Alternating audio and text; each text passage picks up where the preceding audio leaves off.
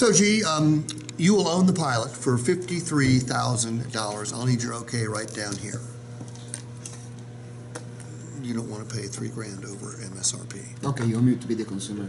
Well, yes, I didn't set this up properly. My bad. Okay, you are the consumer, and you're not happy with paying $3,000 over MSRP. Okay. Okay. You know what, Steve? Last time I bought a car, you guys actually offered me a $5,000 discount on the vehicle. Now you want to charge me $53,000 car for this car? You're probably out of your mind. I'm not doing this. Gee, I don't blame you for being just a little bit miffed about this. Okay, you're not the first customer to be miffed today, nor will you be the last. Gee, you've been buying cars for a while, correct? Correct. I'm going to guess almost every time you've purchased a vehicle, you either got a dealer discount, a manufacturer rebate, or sometimes even a combination of all the above, correct? Correct. Gee, you know why dealers discount vehicles and factories provide incentives? No. Because they have to, okay? It's called market-based pricing. We have to price, and from the beginning of time, we've had to price our vehicles in a manner that would allow a customer to actually pay for them, okay?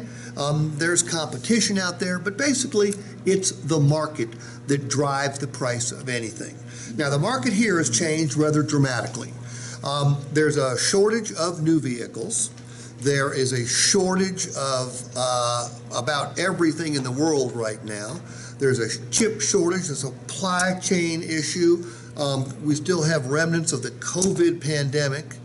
And bottom line is we just don't have as many new vehicles as we used to have. So that's why we're charging $3,000 over MSRP. But what I'm going to say next is going to sound absolutely crazy, G. That $3,000 markup over MSRP is actually a $2,000 discount off of the market-based price. How can that be, right?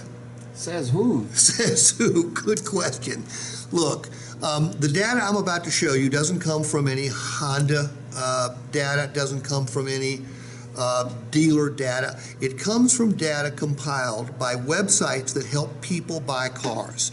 Edmunds.com you've probably heard of, and iSeeCars.com you may or may not heard of them, but they coach people on how to buy cars. And here's what they've come up with. All right, this was a study of the last year right up until April of prices people are paying for new vehicles. Okay, now you're not going to find the Pilot on here because we're not going to ask you to pay 28 or 16 or 18 or 20% over. But here's what they discovered. 82% of people are paying over MSRP. I know what you're thinking. You want to be in the 18%, don't you? Right? Sure you do. Gee, the 18%, you wouldn't want to be in that percentage because you'd have to buy a vehicle that would not be very desirable, okay? There are certain makes and models out there that are still in low demand. Now, dealers are still getting MSRP for them, but they're not getting over MSRP.